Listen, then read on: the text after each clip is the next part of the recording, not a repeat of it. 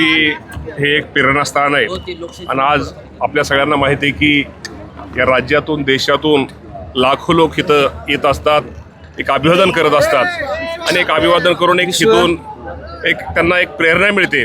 त्या निमित्तानं आज इथं सगळे लाखो अनुयायी आज इथं हजर आहेत. मी त्या सर्वांचं एक या राज्याचा मंत्री म्हणून या सर्वांचं मी आभार मानतो आणि आजच्या या शौर्य दिनाच्या आपल्या सर्वांना त्या सर्वांना मी शुभेच्छा देतो. नवीन वर्षाच्या मी आपल्या सर्वांना शुभेच्छा देतो. प्रशासनाकडून व्यवस्था करण्यात आली, त्याचा आढावा घेतला आपण. प्रशासनाकडून एक चांगल्या प्रकारची व्यवस्था आपण केलेली आपण पाहतो. आज इथं सर्वांनाच ट्रॅफिक पासून ते पार इथं मेन स्तंभापर्यंत जिथं आपण नतमस्तक होतो तिथल्यापर्यंत एक चांगल्या प्रकारची प्रशासनाने एक चांगली व्यवस्था केलेली आहे. त्यामुळं आपण तर आज सगळं आज समोर इथं पाहत आहे. प्रकाश आंबेडकर सकाळी अभिवादनाला आले होते. त्यांनी शासनाकडून व्यवस्थित सुविधा पुरवल्या गेल्यात असं सांगितले, पण अजूनही सुविधा अपुऱ्या आहेत, अधुऱ्या आहेत असं म्हटले. सरकारसोबत ते यावर्षी चर्चा करणार आहेत. काय नेमक्या सोयी सुविधा अपुऱ्या आहेत, तुम्ही याचा आढावा घेणार आहात? या बाबतीमध्ये आज आपल्या सगळ्यांना माहिती आहे की शेवटी आपल्याला ह्यातूनच गोष्टी काय कळतात, कुठं अजून काय दुरुस्ती केली पाहिजे, कुठं अजून आपण कमी पडतोय. त्यातनं भविष्यामध्ये जे काय जेवढं काय इथं सेवा सुविधासाठी जे काय करता येईल तेव्हा इथं करते मदत करण्याचा प्रयत्न आपण निश्चित प्रकारे भविष्यामध्ये सेवा सुविधा देण्याचा प्रयत्न हे भविष्यामध्ये केला जाईल आणि काय काय जिथं काय काय करणं गरजेचं आहे ते भविष्यामध्ये केलं जाईल. धन्यवाद. धन्यवाद. मी हेच सांगतो, इथून पुढे खालीच घेऊ ना. बाहेर होतो, पुढच्या आठवड्यात जाणार आहे मी. नाराज वगैरे आजचा शौर्य दिन आज कार्यक्रम काय का ना, आजचा कार्यक्रम खूप चांगला आहे. नवीन वर्ष आहे, नवीन वर्षामध्ये ऐका ना, नवीन वर्षामध्ये अजिबात नाराज वगैरे नाही. मी ऐका ना, मी बाहेर गेलो होतो, बाहेर परदेशामध्ये गेलो, 10 वर्ष गेलो नव्हतो. आता कुठं गेलो तरी लगेच कुठंतरी नाराज वगैरे. हे खरं तुमच्या माध्यमातून माझी तुम्हाला विनंती, तुम्हाला पण सगळ्यांना शुभेच्छा आहेत.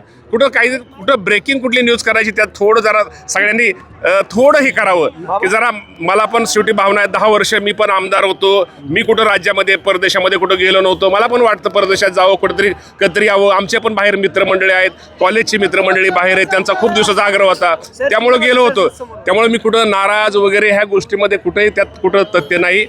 आज देवेंद्र फडणवीस साहेब असतील, एकनाथजी शिंदे साहेब असतील, अजितदादा पवार साहेब असतील, हे तिघं प्रमुख खूप चांगलं या राज्यामध्ये या राज्याला काम पूर्वीतीने केलेलंच आहे आणि या राज्याला पुढं नेण्याचं काम हे तिन्ही नेते खूप चांगल्या प्रकारे करतील आणि तुम्हा सर्वांना निश्चित प्रकारे आज तुम्हाला सगळ्या मीडियाला मी पहिल्यांदा शुभेच्छा देतो. धन्यवाद.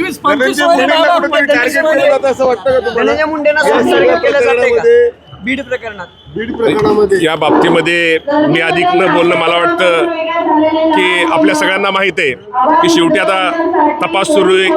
काल ते शरण गेलेले वाल्मिकजी कराड, त्या बाबतीमध्ये आपल्या सगळ्यांना माहिती आहे जो दोषी असेल त्याच्यावरती कारवाई 100% केली जाईल, जो असेल त्याच्यावर कारवाई केली जाईल.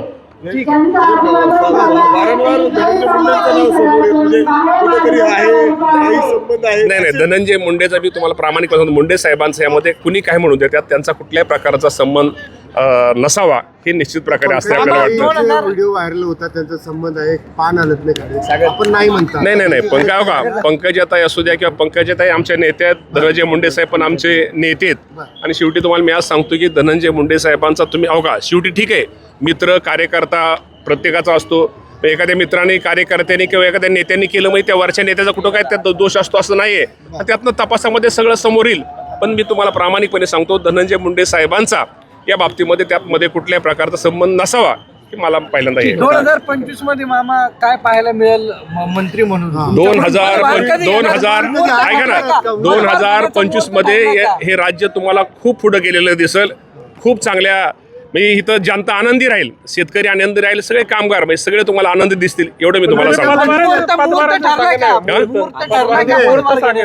पदभाराचा मुहूर्त मी मुहूर्त पाळणार, मी मुहूर्त पाळणारा माणूस नाहीये.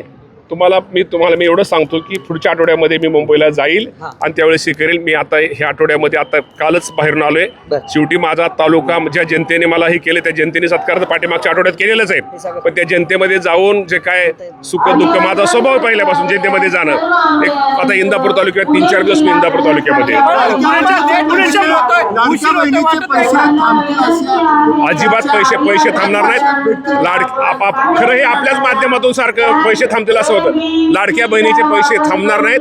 लाडक्या बहिणीला अजून भविष्यामध्ये नंतर अजून पैसे वाढवून देण्याचा प्रयत्न केला जाईल. अजिबात काही नाही. सगळं तुमच्या मनासारखं व्यवस्थित होईल. अजिबात रस्सीकेच नाही. राज्याचे मुख्यमंत्री बाबतीत योग्य तो निर्णय घेतील.